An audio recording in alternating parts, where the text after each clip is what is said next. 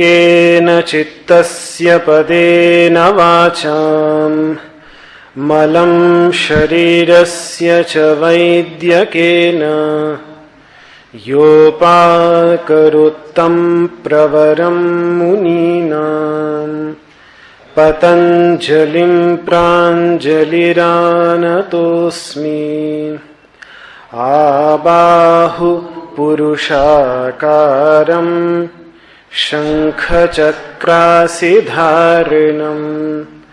सहस्रशिरसं श्वेतं प्रणमामि पतञ्जलिम् हरिः ओम्।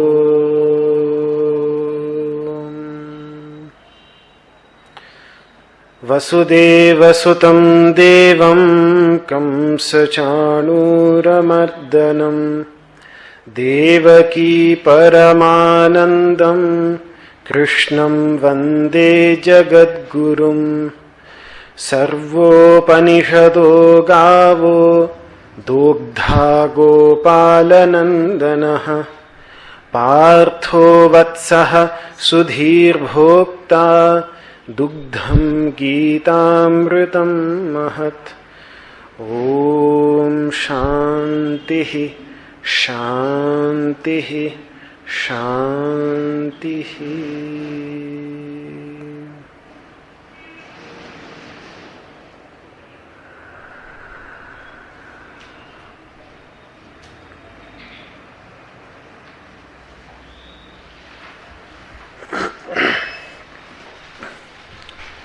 So, in the Srimad Bhagavad Gita, which is a yoga shastra, a text, the scripture of yoga, we are studying the 4th chapter,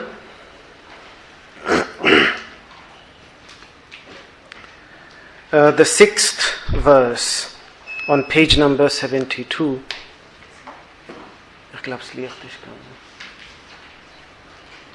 think the electricity went, so it will keep on making a noise.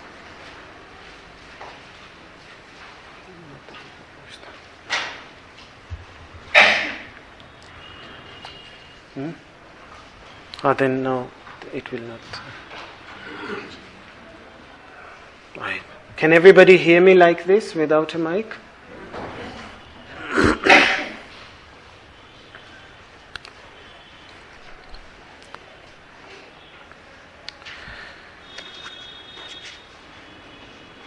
The discussion that Sri Krishna is having in these verses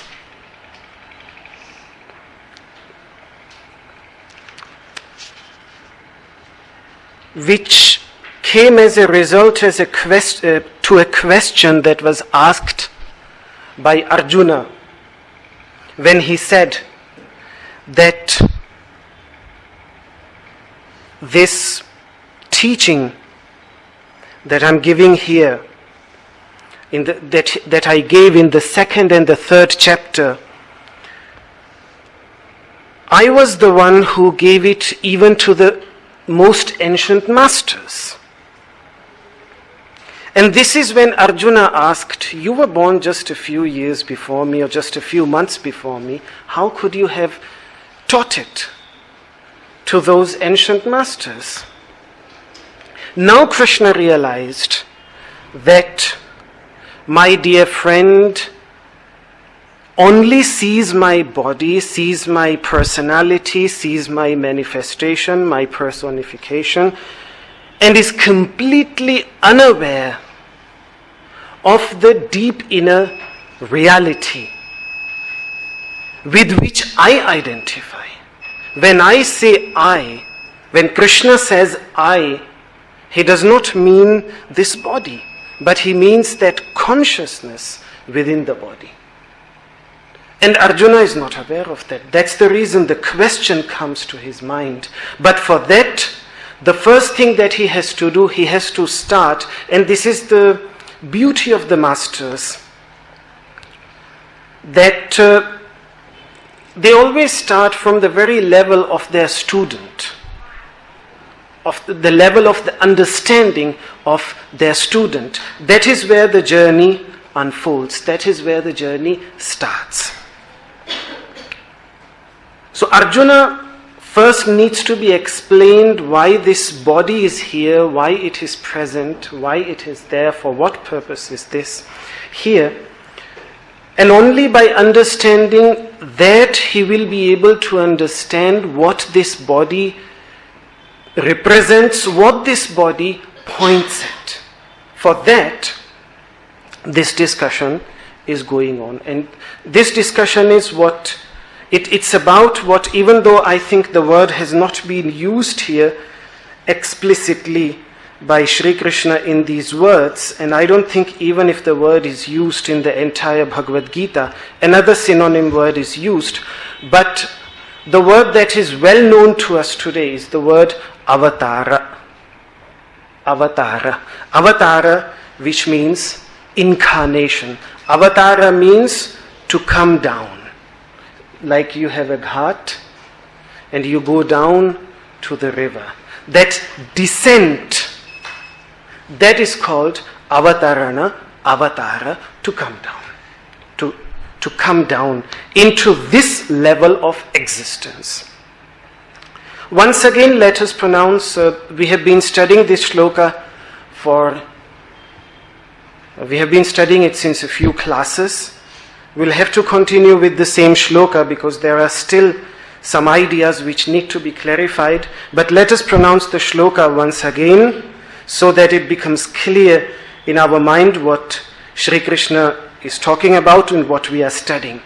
Ajopi, ajopi, ajopi, san, san, san, san, avyayatma, avyayatma, avyayatma, bhutanam, bhutanam, bhutanam, ishwaropi,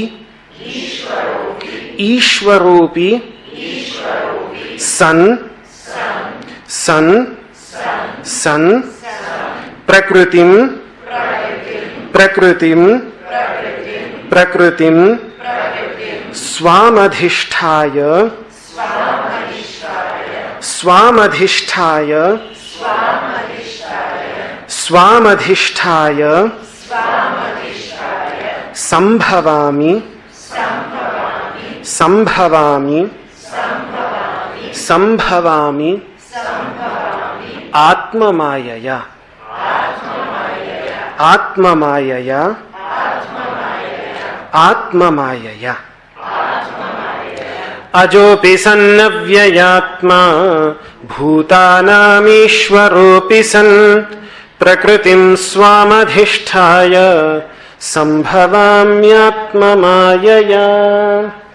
Ajopi san, even though in my essential nature I am unborn, avyayatma, and the very core of my being is imperishable, and in my identification with that pure consciousness, like this limited consciousness is the body, is the master of this body, similarly in my identification with that undivided, universal, collective consciousness, I am the Lord of the entire world and of all living beings, yet prakritim swamadhisthaya, establishing myself in my own nature, sambhavami atmamayaya, I come into this empiric being through my understanding, through my power, or maya can also be translated it earlier in our previous class as compassion, out of compassion. Most of these ideas we have discussed, but still the very basic, there are a few things that we need to discuss about the idea of avatara itself, the idea of descent, to come down, to incarnate, to intervene. The purpose is to intervene, to do something special. Incarnation, when we use the word incarnation, for example, in English, There it is very specific. To be made flesh, because Khan, that word in Khan, within flesh, to enter the flesh, to enter this body. And this level of existence means the level of existence in which names and forms are constantly changing, in which names and forms are like that, the water of this river of existence. Though every morning we come back to the Ganga river, we call it the Ganga, and we refer to it as if we are coming back to the same river. Oh, again, it's Mother Ganga. But in reality, you can't step in the same river, even if you do it just after a few moments, because the water has already moved on. Names and forms are like that. They are constantly changing, constantly transforming. So by this level of existence, we mean this level of existence in which everything is constantly transforming. And when we speak of the higher level of existence, then we mean the level of the unchanging reality, which therefore, by its very definition, because it is unchanging, it cannot consist of names and forms. Because names and forms are created entities and they cannot exist forever. Yat kritakam, something that has been created, tadanityam, that is bound to perish. So a name is just a designation that we give, which means our understanding of that object and that object itself. When I use these words name and form, what the masters really mean by this is our engagement, that is also limited. I engage for something for a few moments and then I move onwards. I engage with something else. So my engagement is also constantly changing. And the objects outside there, whether I engage with them or not, they are also in a constant state of flux, constantly changing, however stable they might seem. But in reality, the change, however subtle it might be, but it is constantly occurring on both levels. On the level of the perceiver, his engagement is constantly moving onwards, and what he is engaging with, that too is constantly moving forwards. So when I say name and form, I simply mean the external reality and my engagement with that. Now, what is the point of reference for high and low? Because when we say an avatara descends from high up there, then it's not somewhere up there, that he's descending from down there, as sometimes it is pictured in mythological stories, a divine being literally coming down onto this planet of existence. Symbolically, that's fine. But what it really means is that formless is higher than the formed one. This is because the formed evolves out of the formless.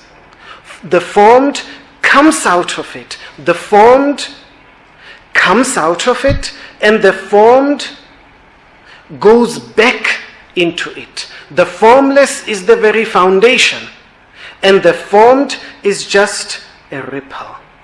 It is just a momentary ripple, a momentary wave that arises on the surface of the ocean of that formless, nameless entity. The formless will always be there, was always there, and will always be there. The formed just comes out of it for a limited amount of minutes, hours, years, and then merges back into it. And there is no exception to this rule. Therefore, in that sense, the formless is treated as the higher entity, and the formed is treated as the lower entity, because if you consider the formless as the cause and the formed as the effect, obviously that comes first and the second one comes later. So that's the higher, and this is. Having said this, every manifestation of a form is a manifestation of the formless. Every manifestation of a form originates in the formless. There is no form which originates somewhere else. And that makes everything in reality, just in reality I'm saying now, this is really the ultimate reality, the ultimate truth, that everything that comes into existence, because it comes out of that formless entity, every ripple, how different it is from the ocean. It's the ocean itself which is just presenting itself in the form of a wave which comes towards us and then again goes back into the ocean. It is not different from that. In every form, the formless itself is presenting itself. And in that sense, every form is an avatara. Every form is a descent of that formless entity into this world of names and forms, into this world of mundane experience. Everything. Every tree, every animal, every human being becomes a manifestation of that formless entity, and therefore becomes an avatara. And it is this realization that lies at the center of the Upanishadic masters when, for example, they say that Akasho Havai Nama Nama Rupayor Nirvahita, which means it is this infinite space, infinite emptiness, which bears in itself and as well as manifests itself in the form of these names and forms, te yadantara, in which they exist, and that which exists deep within them, tad Brahma, that is pure consciousness, that is that infinite consciousness. So it is present in every form, in every name, in every manifestation. And that is why one of their meditations is Sarvam Khalvidam Brahma. All this is pure consciousness. Sarvam, everything, Khalu, indeed, undoubtedly, Idam, this is Brahma, is pure consciousness. Tajjalan, why is it so? Because Tajja means it arises out of it. Talla, it merges back into it. And Tadaniti, it breathes in it, which means it exists in it. It comes from there, it exists in it, and then it merges back into it. Becoming aware of that, Shantaha, becomes still, peaceful, Upasita, and meditate on that. So that is the ultimate truth. And someone who has developed this awareness sees that divine presence within every being. And this is precisely what Krishna says elsewhere, because Krishna had two very close friends. One is this Arjuna, and his dialogue with Arjuna is known as the Bhagavad Gita.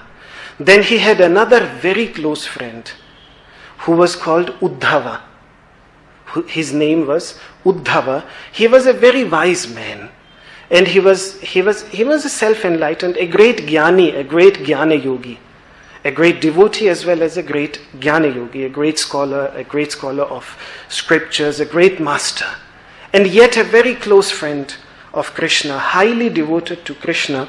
And that dialogue with him is known as Uddhava Gita. It's a beautiful dialogue. Ambika, she has translated it beautifully. That is known as Uddhava Gita. There, Shri Krishna says that a self-enlightened soul becomes aware of the presence of that divinity within everything, within a dog, within a cow, within a donkey, within a very wise man, and also within a completely ignorant human being. This is what Sri Krishna will actually also say in the 5th chapter, that a self-enlightened being sees that sameness, that oneness within all of them, within animals as well as within human beings. And there, in that discussion, Krishna goes as far that in this awareness sometimes he lies down in front of them, like devotees when they enter a temple, you see them lying down in front of the statue. He actually lies down in front of them doing Sashtanga Dandavat Pranama, which means completely prostrating in front of them. He doesn't care. He doesn't care. Visrigjas Mayamanan Swan. If his followers, if his devotees, if his friends laugh at him, say what he is doing. Why he is doing such long prostration in front of a dog or of a donkey? To them it seems completely strange. But he's not ashamed of that, because he's aware he's not prostrating to the outer body, but that which lies within, of which it is a manifestation. And as a result of that, it is not just external prostration, but in his deep love, it comes back to the fundamental idea of a devotee that Sri Krishna presents in the Bhagavad Gita, Sarva Bhuta Hite Rataha, constantly engaged in the well-being of all beings. That is an expression, an external expression of his love towards all beings. In fact, the gesture that has become so common in India, Namaste, this actually is an affirmation of this fact, because what it really means is Namaha, I bow down, te, to you, and the gesture in itself, to you. What to you? To the divine that is present within you, with my head, heart, and hand. Which means all these three faculties that are there. The head represents Jnana Yoga, the hands represent Karma Yoga, and the heart represents Bhakti Yoga. Devotion, love as a method to acquire that unity, wisdom, knowledge as a method to acquire that unity, and action, selfless action of service as a method to acquire that unity. So that is the idea behind that my body, this prostration happens on a physical level with the body, and my body, this body, prostrates to the awareness, to the consciousness that is present within you. But unfortunately, not everyone can retain this awareness constantly. It is very difficult. Till we are in a safe zone, it is fine. But the moment you walk out of that safe zone, and even if you are just faced with a big monkey walking out of your room, and who threatens you, then to retain that awareness in that moment becomes a challenge. Perhaps the monkey isn't aware. Yes, because the monkey is not aware. Some masters can do it. Christ could do it. The Buddha could do it. When that crazy elephant came running towards the Buddha, he did not run away. He was standing there. And the elephant calmed down and started worshipping him. That's the story. With Saint Francis of Assisi, he could do it in front of that wolf. And he gave up his violence and befriended him. They became friends. The friend wolf who was killing and eating human beings of Assisi. He could do it. Some can do it, but not everybody. To retain this consciousness requires a lot of strengthening internal strength. But what to do till then? Because it requires certain level of awareness, a certain level of mindfulness. What should we do? And that is the reason there are these three types of devotees that have been mentioned by the masters in the Bhagavatam, for example. The highest form of devotee is someone who sees the divine, which means himself, present within all beings, and sees all beings present within himself, is constantly aware of that universal unity, which means he, in that perpetual awareness, he's even capable of loving those that threaten him, loving those who hate him.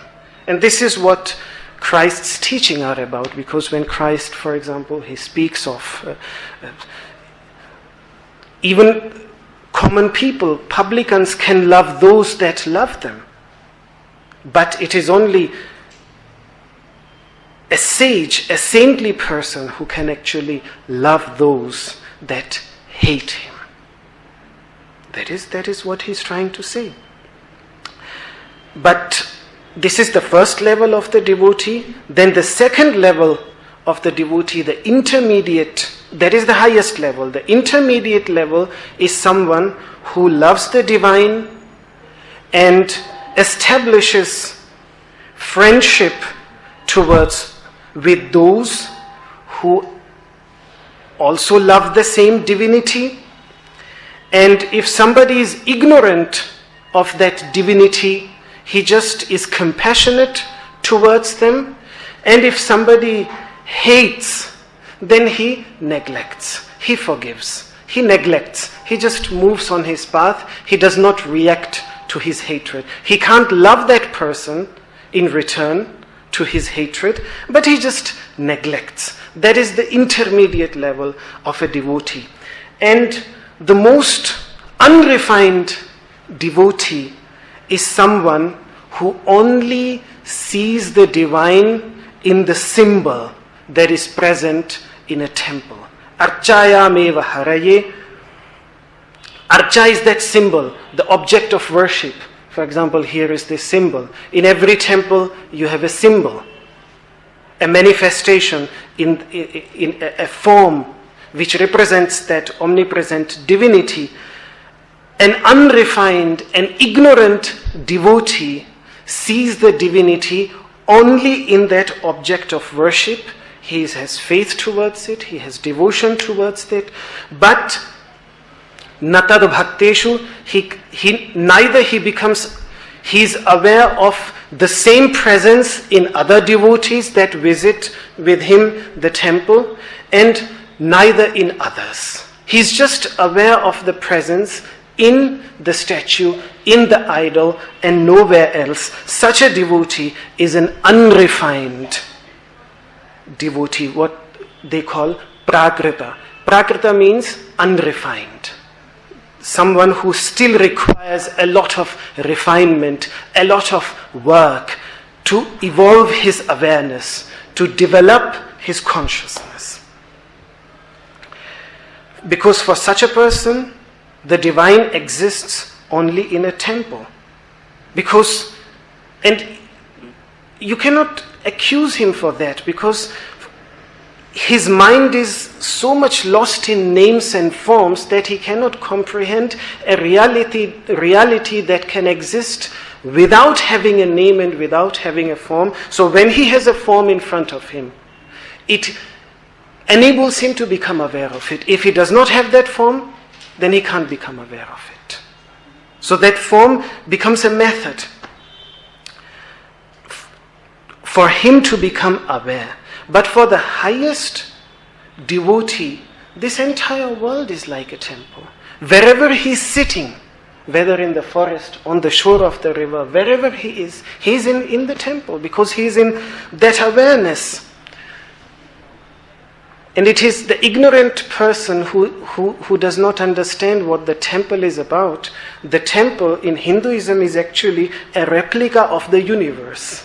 itself, the way it is constructed, the way the dome is constructed. And if you look particularly if you visit the South Indian temples, they have everything. The good forces, the bad forces, that you will see demons up there, you will see everything. Every aspect of human mind, human intellect, which manifests itself in the human society, is represented there. Because it represents the universe, it represents the cosmos, it represents this world. But this requires awareness. If a person going into that temple actually becomes aware that this is just a symbol of the entire universe, ultimately he can carry that temple out of the temple with him and become aware of that presence everywhere, like he was aware in that temple. But that requires some awareness. What should we do about these other two types of people who lack that perpetual awareness? This would be the question that the masters have. Should we leave them out simply because they haven't yet made it to a certain level of awareness, or should we give them something which is useful for them on their level of awareness and eventually will help them to reach this level of awareness? At least it can be hoped for them. And that is where, when the masters started selecting special objects for those to be venerated. And that is where the idea of vibhuti comes into the picture, which means the greatest within a group of things, which inspires some awe. Wow, yes, this is very special. Something that inspires some awe. That is called vibhuti. And these vibhutis, again, in the 10th chapter of the Bhagavad Gita, Shri Krishna will say, there is no end to my vibhutis. Nantosti mama divyanam vibhutinam. There is no end. They are infinite. For example, Ganga is listed as one of the vibhutis. Amongst all rivers, she is the greatest river. And a source of life, because we highly depend on water. And of course, she symbolizes also the internal flow of wisdom. But in itself, she is also the greatest river on the Indian subcontinent. And therefore, she is a vibhuti. And similarly, the tulsi plant, for example, due to its medicine qualities, is venerated. Ganga is venerated. The tulsi is venerated. This is because these entities contain something special within them, more than others, even though everything is a manifestation, but they are capable of manifesting a little bit more than others in their speciality. Though that speciality is not their own, it is from the source. So they manifest what is already present in the source, but they manifest it a little bit more than others. That makes them special. So this is what the word vibhuti means: splendor, might. Vibhuti also means various forms. And the purpose of choosing these various forms is just as props for meditation, as objects of veneration, as objects of... Finally, the purpose always is to train the mind. Again, in the 10th chapter, when Shri Krishna will talk about vibhutis, the question, how can I meditate on the formless? It becomes very difficult for me because my mind is so much conditioned with names and forms. So give me some tangible forms. And then as a result to that, Shri Krishna gives this list of tangible forms to Arjuna in the 10th chapter. Now these vibhutis are endless. Then you are again faced with endless vibhutis. You cannot meditate on endless entities. You have to choose one out of these. So then they came up with the idea of the 24 specific vibhutis, which are known as the 24 incarnations, which we already had discussed a little bit, which each one of them contributed tremendously to the spiritual history of India, and thus enabled to develop the awareness of this nation as one organism. That is why they made India Bharata. The Hindi word, the Hindi name, the Sanskrit name of this country is Bharata, which is a beautiful name because it means, Bha means light and Rata means engaged. So someone who is constantly engaged in the pursuit of light. That is called Bharata. So they are the ones that make it Bharata, a nation that is supposed to pursue light, is supposed to pursue wisdom, knowledge and understanding. And these 24 incarnations include different types of beings, and they also include some great sages such as Kapila, which lies at the very source of the yogic traditions, the first master of the yogic tradition, Dattatreya, which is again referred to as the first master of spirituality because he directly, by observing natural occurrences, draws the divine wisdom by looking at activities that are happening in nature. So he had no previous master, but directly by observing the nature, he derives moral principles, spiritual principles, some of the core principles of the practice of yoga. So he is one of them. Then Dhanvantari is one of them. Dhanvantari is venerated by all Ayurvedic traditions of India. He is the supreme master of Ayurveda in India. So he is listed there. Vedavyasa, who gives a detailed explanation of the Vedas in the form of the Mahabharata and the Puranas, all these stories which are easily accessible to a person on a very low level of awareness.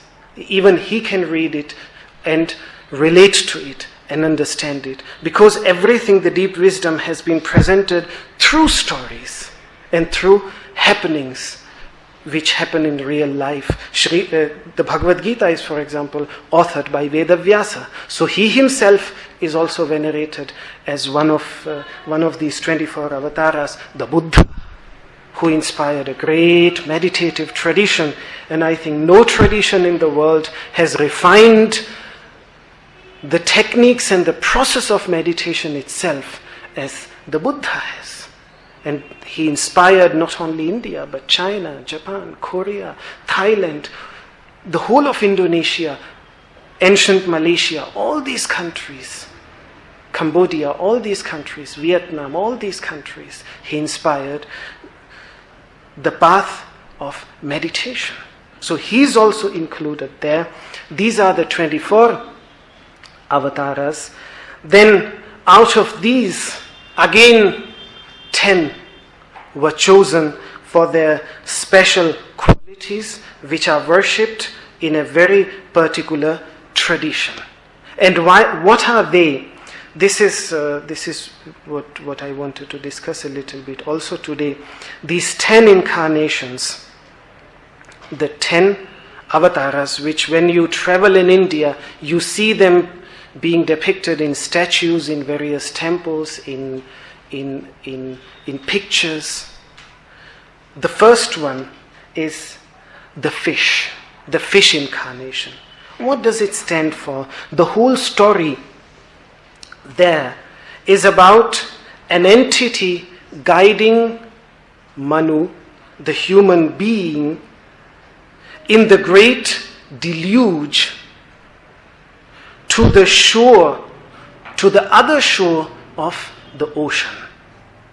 Otherwise, so that he does not drift away in this, but finds the shore. This is the first work that the Matsya does, and the second work that this incarnation does is that it buries deep into that ocean and brings out the 4 Vedas. Now this is highly symbolical. What does it stand for? Manu, this human being, one day he finds this small little fish. And the fish is many a times used symbolically for the mind, because the mind is extremely restless. The mind, along with its faculty of understanding, is extremely restless. Like a fish, if you look it in the water, the fish cannot be at rest. Only a dead fish is at rest. Otherwise, the fish is constantly moving.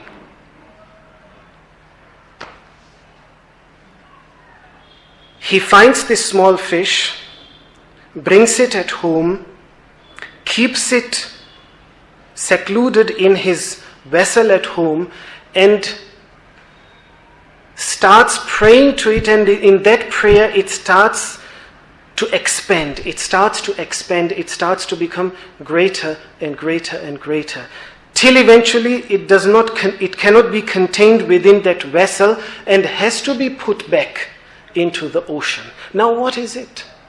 It is that expanding of the heart that happens as a result of yogic practices, when that mind, the more its desires get reduced,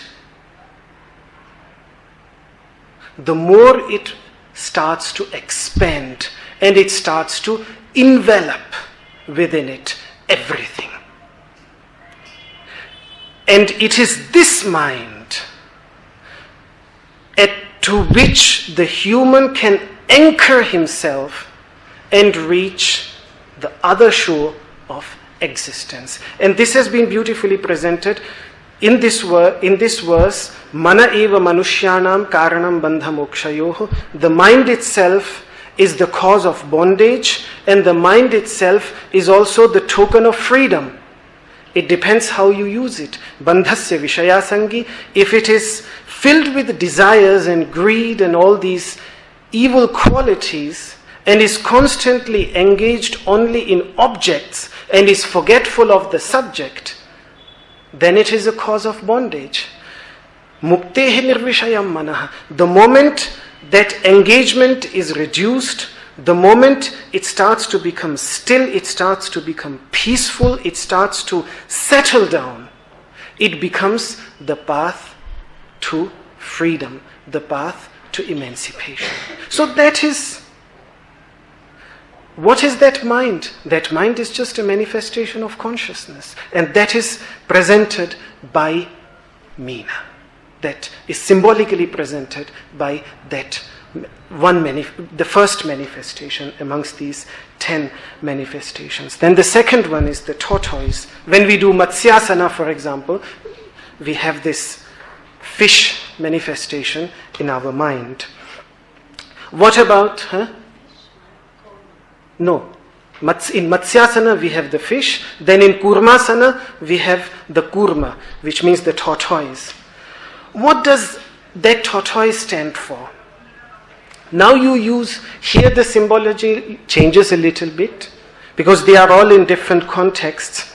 So here when you use the mind as a churning stick to churn the ocean of thoughts, to bring out the thoughts of reality, and how this churning takes place, on one side you have your evil tendencies, negative tendencies, the negative aspect of your personality, and on the other side you have your positive aspect. And this mind is being pulled in both directions constantly. On one side, then on this side. Sometimes our good side pulls us towards it, then our bad side pulls us towards it. The mind is that churning stick, and both. And this is what Kurmavatara. Now, in the ocean, the mind needs something to settle, to remain still. So what becomes the support?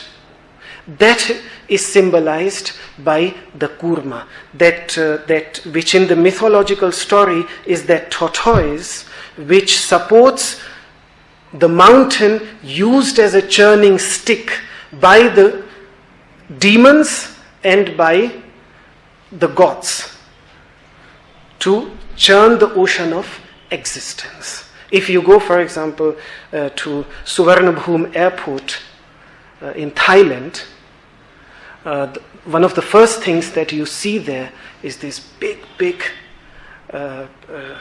statue of a huge mountain, and on both sides you see these demons and the gods standing and using it as a churning stick, and down below is the Kurmavatara. What does it stand for? It is that prop when we use that divine as an object of meditation, because in the infinite, how can the mind hold at something when it tries to enter the infinite? It needs something to hold to. So that manifestation of the infinite, which becomes the object of our meditation, and therefore gives us dhairya, patience and perseverance, which keeps us adrift. The moment we lose patience and perseverance, we merge into the water and we lose. That's why patience and perseverance is so important. So that kurma symbolizes that. And then what about the boar incarnation? The wild boar. What is that? That is the principle of sacrifice. How the relationship comes, for that we are not having a detailed discussion here. Vishnu Purana is a text that discusses this in great detail. But let us see what this boar does. It enters the water, and like a wild boar, it pulls out the earth of the water, which means that which was carried to the bottom of the ocean of existence by a demon called Hiranyaksha. And Hiranyaksha simply means someone who has an eye for gold, which means greed. That is what Hiranyaksha means. So all these stories, I'm just touching these stories. They are highly detailed stories, but I'm just touching at these stories just to look at the few keys, what these things actually present. So sacrifice, the readiness to sacrifice something that is very dear to us for a higher purpose. In that a human being evolves and reduces his desires, reduces the desires that pull him down into that ocean of existence. And by reducing that, by slaying that demon of greed, he actually reclaims that for him. So that is the work of Varaha, that is the work of that boar. And like this strange form of Narasimha, half lion and half human, sitting in a meditative posture with a yoga patta, with a yoga belt around him. We saw it also in Krishnamacharya's video, because it was he's called Yoga Narasimha. Yoga Narasimha. The idea of yoga is deeply rooted to it. So what does he do? His work is to protect that child little devotee and destroy another evil, which is Hiranyakashipu. And Hiranyakashipu means the golden bat, and it stands for selfish lust and hatred which arises out of it. That is called Hiranyakashipu, and that is destroyed by him. So this is again a yogic power which is being represented, the power, the inner power that a yogi develops through the practice of yoga, and by that he destroys his evil tendencies. That is Narasimha. And then what is the Vamana, that dwarf incarnation? What is that? What is that? The Upanishads, they speak of consciousness as being as big as the thumb. Angushthamatraha Purushontaratma, that universal existence exists in the heart of every being, which is as big as a thumb, because this region is only this big. So the awareness, not here, but in the very center of our being, which is the center of all. Even though our thinking is done here, but the heart, when we hug someone, all our emotions, we don't hug someone next to our head, but we hug them to our heart. All the feelings, all the emotions, everything has the center here. So we feel our presence to be here. And it is that awareness, that consciousness, again, that is omnipresent. This is just a manifestation. But this manifestation is referred to by Vamana, the dwarf, who reclaims the three worlds from the demon king Bali in 3 steps. And the 3 worlds are Bhu, this earth, Bhuvaha, the intermediate region, and Swaha, the abode of light. Internally, it is this body, and it is the intermediate region is the mind, and the highest level would be the highest level of pure consciousness. These 3 regions. So he reclaims all these 3 regions, and particularly what needs to be reclaimed is this physical body and the mind. He reclaims them back for him. So these stories, these mythological stories and these ideas, they represent deep experiences that yogis have had in the process of yoga, and they have presented it in the format of stories. So the first 5 avatars, the first 5 incarnations are not actually real human beings, but they are rather mythological beings which have deep symbolical significance. The later 5, and particularly the 3 which became the most prominent, Rama, Krishna and Buddha, the 7th, the 8th and the 9th. These have become the most important one. Most temples in India are dedicated to one of these 3. Either they are dedicated to Rama, they are dedicated to Buddha, or they are dedicated to Krishna.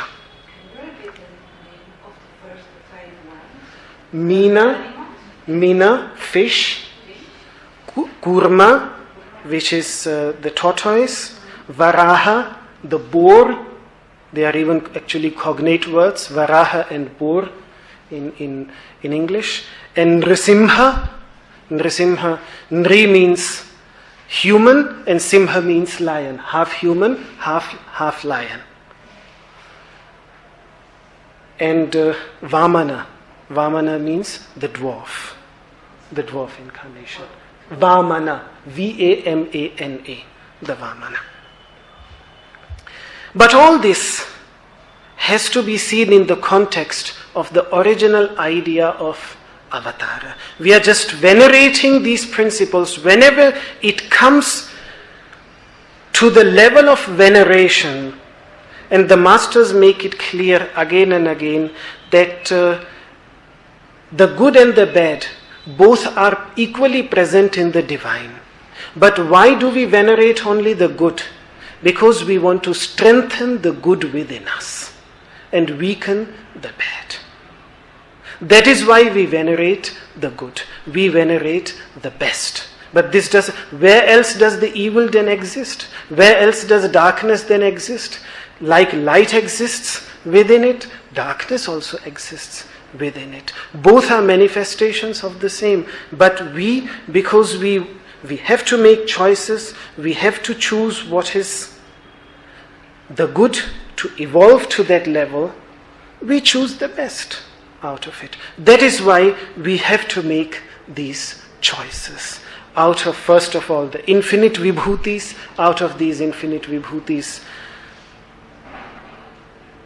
the 24 avatars, then the 10 avatars, and then out of these also, the devotional tradition of India, specifically the devotional tradition, has revolved tremendously, completely around the figure of Krishna within the last 1000 years. And that is why these traditions, they venerate him as an incarnation and they have developed around him.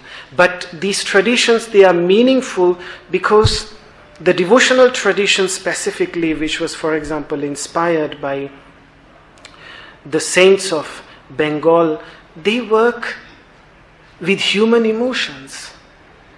Unlike the Upanishads, because the Upanishads, they work with the mind and with the thought. Yoga also works more just with the mind and with yogic techniques. What the devotional traditions have done, then they have tried to do the same thing with human emotions, anger, all these human emotions that come rather than denying them, they have found ways to direct them and transform them, not negating them, but accepting them and transforming them. This is the beautiful thing of the devotional tradition.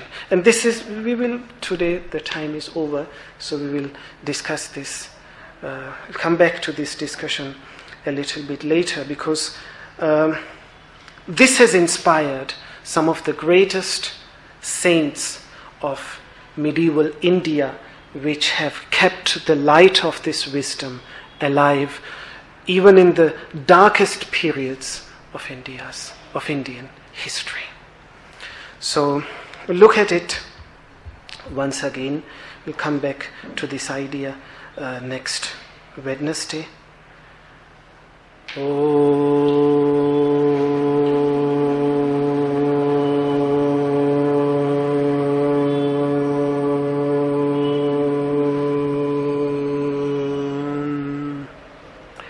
सर्वे भवन्तु सुखिनः, सर्वे सन्तु निरामयाः, सर्वे भद्राणि पश्यन्तु, मा कश्चित् दुःखभाग् भवेत्। ॐ शान्तिः शान्तिः शान्तिः।